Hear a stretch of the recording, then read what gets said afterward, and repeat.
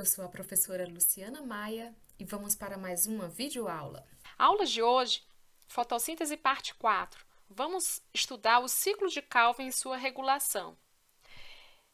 E como objetivos, iremos compreender as reações do ciclo de Calvin-Benson, etapa por etapa, e compreender como ocorre a regulação desse ciclo.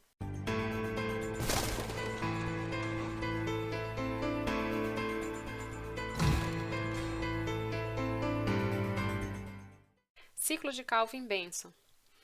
Então, aqui nessa figura, nós podemos ver a relação entre aquela primeira etapa da fotossíntese, que envolve as reações luminosas, onde nós temos aqui a membrana dos tilacoides com os dois fotossistemas, e quais são os produtos finais da primeira etapa: oxigênio, ATP e NADPH.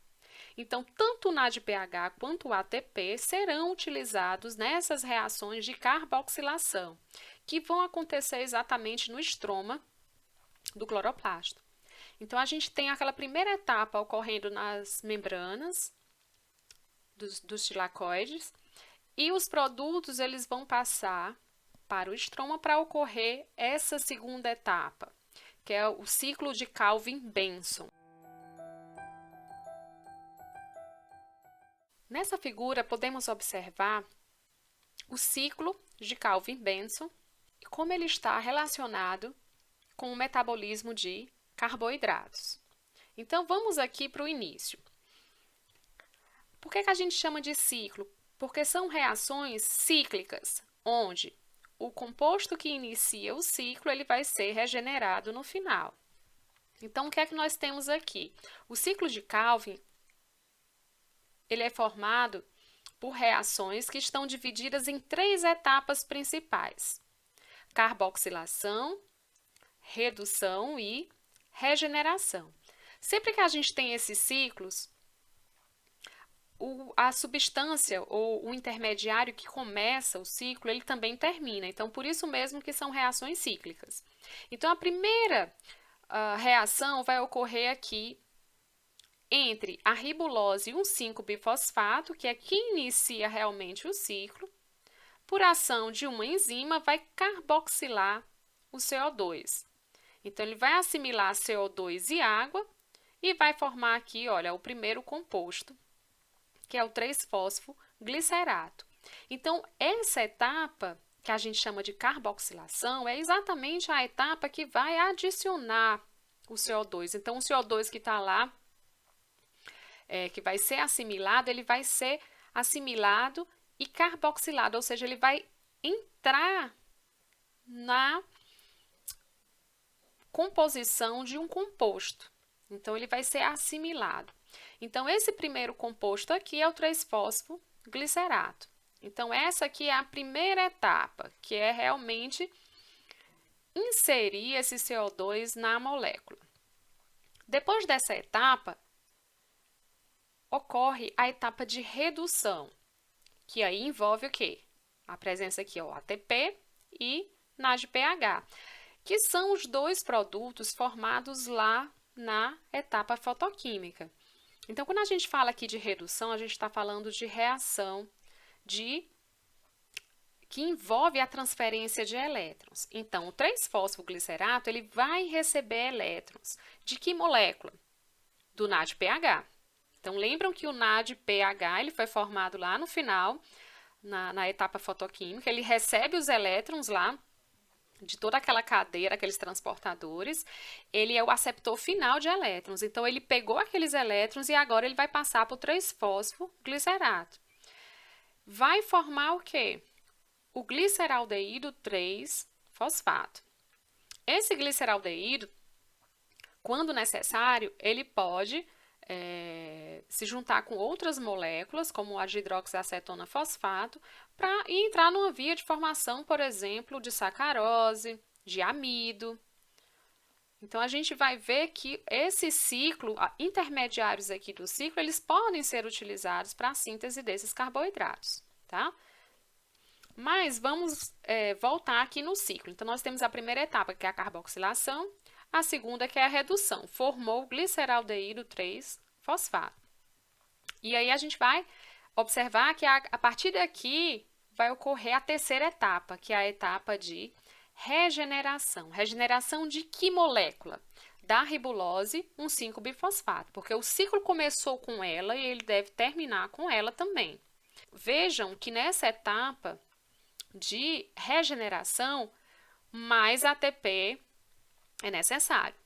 Então, a gente observa que aqueles dois produtos, ATP e NADPH, produzidos na primeira etapa da fotossíntese, eles serão utilizados aqui na etapa da carboxilação ou ciclo de Calvin. Então, o ciclo de Calvin ele envolve carboxilação, redução e regeneração. E terminando aqui com a ribulose 1,5-bifosfato. Então, essa é a visão geral desse ciclo.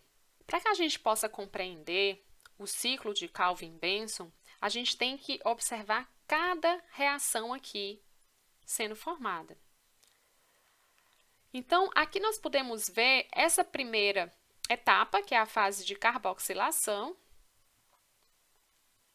Aqui, a fase de redução. E aqui em rosa, maior, a etapa de regeneração. Então, vejam que a etapa de regeneração é a etapa mais longa. Mas vamos ver todas essas reações aqui com calma. As reações do ciclo de Calvin-Benson envolvem várias enzimas. A primeira delas é a ribulose 1,5-bifosfato carboxilase oxigenase, mais conhecida como a rubisco. Mas o nome completo dela é ribulose 1,5-bifosfato carboxilase oxigenase. Por enquanto, nós vamos falar somente da função carboxilase, mas lá na frente nós vamos voltar na função oxigenase, tá? Então, a primeira etapa da fotossíntese, dessa etapa de carboxilação, nós temos o que? A enzima rubisco atuando. Então, aqui nós temos a ribulose 1,5-bifosfato. Então, lembrem lá de carboidratos, ribulose é um monossacarídeo, contendo 1, 2, 3, 4, 5 carbonos, com grupo fosfato no carbono 1 e no carbono 5. Então, por isso que é uma ribulose 1,5-bifosfato. Essa molécula vai receber o CO2. Então, vejam que aqui nós temos uma molécula de 5 carbonos que vai receber 1 carbono. Então, vai se transformar em uma molécula de 6 carbonos. Só que essa molécula de 6 carbonos, ela não tem estabilidade. Então, ela vai se quebrar, ela vai ser quebrada em 2 moléculas de 3 carbonos. Então, o primeiro composto estável é uma molécula de 3 carbonos, aqui ele, que é o 3-fosfoglicerato. Mas vamos ver como é que essa reação ocorre. Então, nós temos aqui, olha, a ribulose 1,5-bifosfato, tá aqui ela. Ao se ligar com a rubisco, vai ocorrer a saída de um hidrogênio, ó, de um H+, do carbono 3. Então, vejam que aqui ó, vai ser formada uma dupla ligação e vai ocorrer a formação do enediol.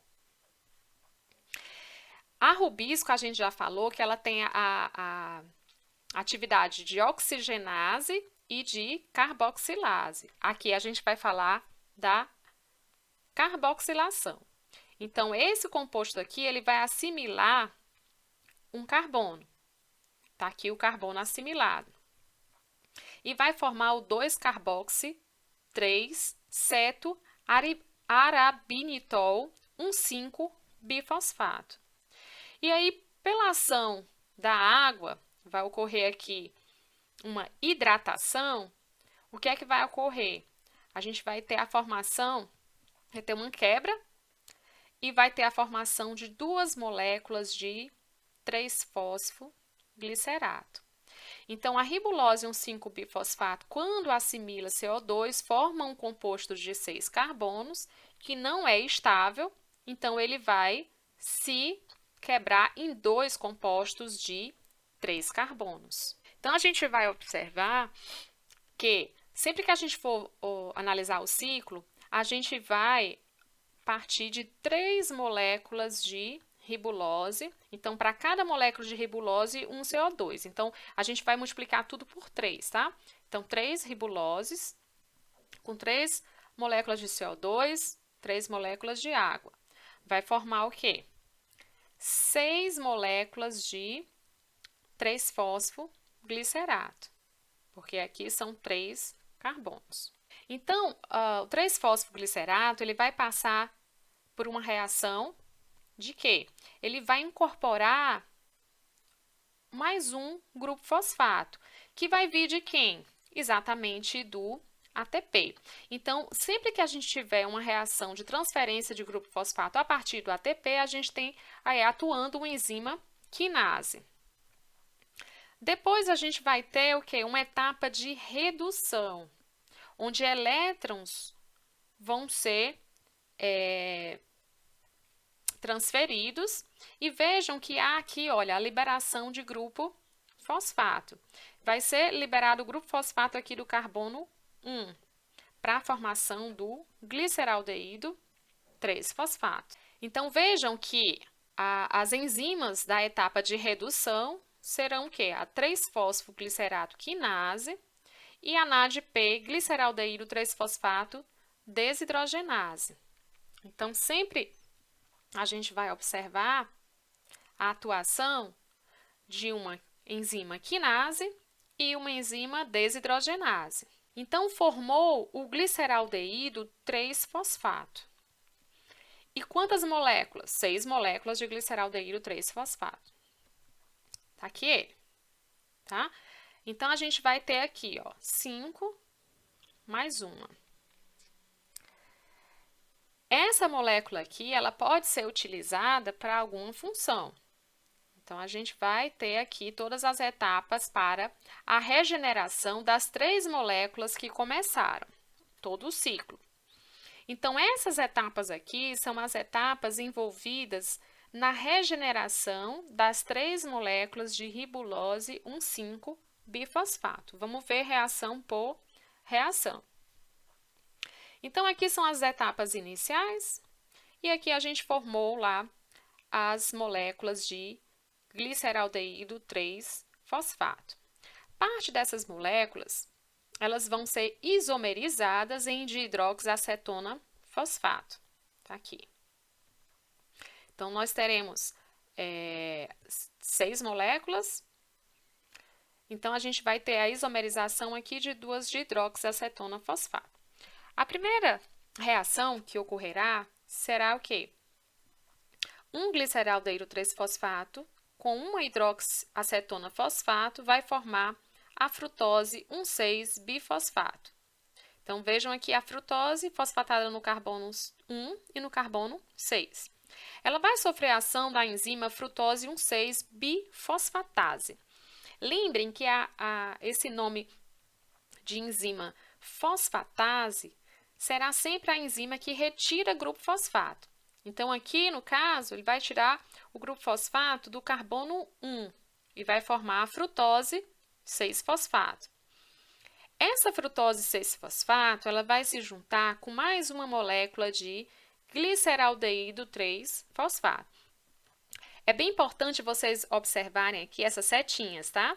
Então, vejam que a primeira reação, ó, nós temos essa aqui se juntando com essa, formando essa aqui.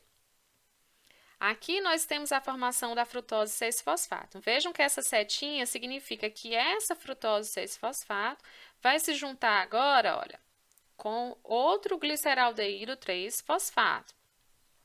6 com 3 vai formar o quê? Um composto de 9 carbonos. Só que ele vai ser subdividido em um composto de 5 carbonos e um outro composto aqui de 4, que a gente vai já observar.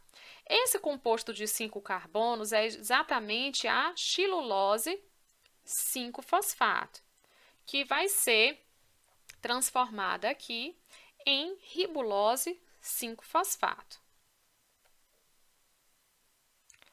Tá aqui a ribulose 5-fosfato. Então, lá, A frutose 6-fosfato junto com gliceraldeído 3-fosfato vai formar o quê? Uma xilulose 5-fosfato que vai se transformar em uma ribulose 5-fosfato. E naquele composto de 4 carbonos que a gente falou, que é a eritrose 4-fosfato. A eritrose 4-fosfato, ela vai se juntar de novo com a dihidroxiacetona e vai formar aqui, olha, 4 mais 3 vai formar acedoepitulose 1,7-bifosfato, um composto de 7 carbonos, um monossacarídeo de 7 carbonos, com grupo fosfato no carbono 1 e no carbono 7. A acedoepitulose 1,7-bifosfato vai sofrer a ação da acedoepitulose 1,7-bifosfatase, ou seja, aquela enzima que tira grupo fosfato. E ela vai tirar grupo fosfato do carbono 1, transformando-se em acedoepitulose 7-fosfato. Essa epitulose, ela vai de novo interagir aqui, olha, com um gliceraldeído 3-fosfato. Então, o gliceraldeído 3-fosfato, ele tem 3 carbonos. Ele vai se juntar com a acedoepitulose, que tem 7 carbonos, e vai formar um composto de 10 carbonos.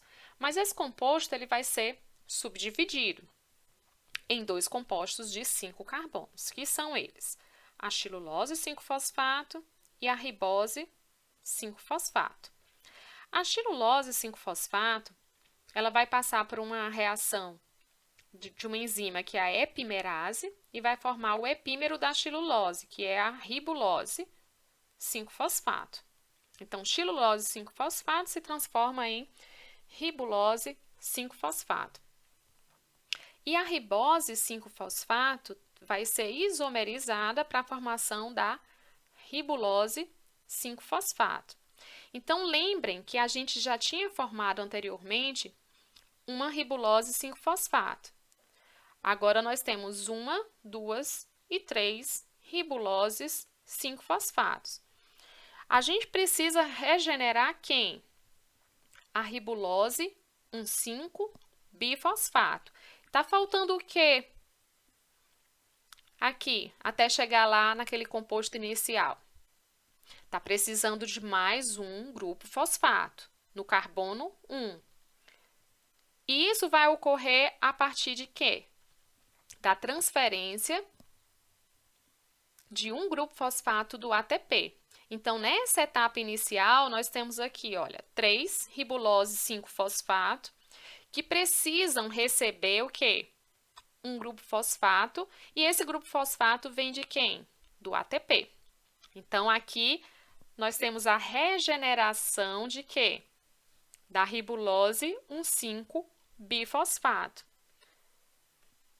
E aqui nós terminamos a etapa de regeneração do ciclo de Calvin-Benson. Então, as trioses fosfatos são formadas na etapa de redução do ciclo de Calvin, e o funcionamento desse ciclo necessita sempre da regeneração da ribulose 1,5-bifosfato.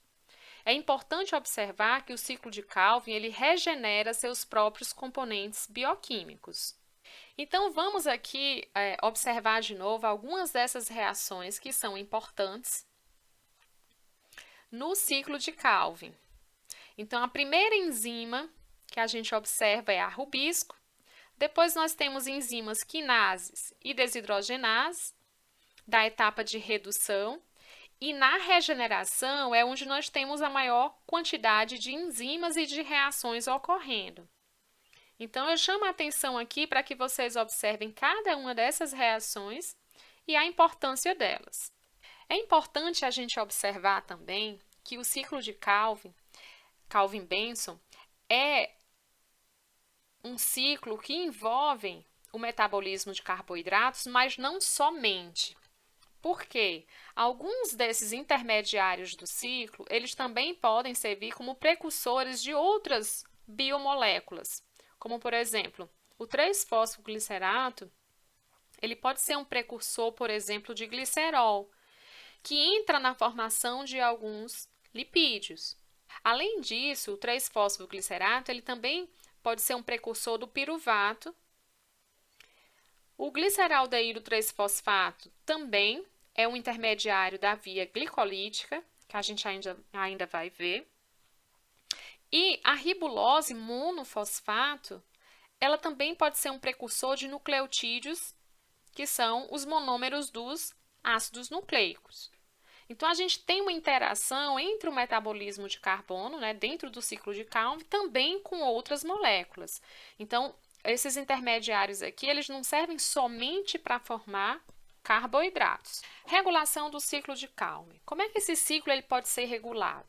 Então, a gente vai ver que existem enzimas que podem ser ativadas.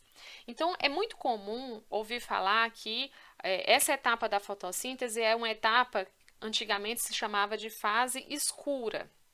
Mas hoje a gente já sabe que essa é uma denominação bem errada, porque várias das enzimas que atuam no ciclo, elas são dependentes da luz. Então, a ativação de várias enzimas depende da luz. Que enzimas são essas? A gente tem aqui a rubisco, a NADP-gliceraldeído 3-fosfato desidrogenase, a frutose 1,6-bifosfatase, a cedo-epitulose 1,7-bifosfatase e a ribulose 5-fosfato quinase. Então, nós temos essas enzimas aqui reguladas pela luz. Além disso, a atividade da rubisco ela aumenta na luz, direta e indiretamente. Por exemplo, movimentos iônicos dependentes da luz regulam algumas dessas enzimas do ciclo. Nós temos a regulação feita de diversas formas.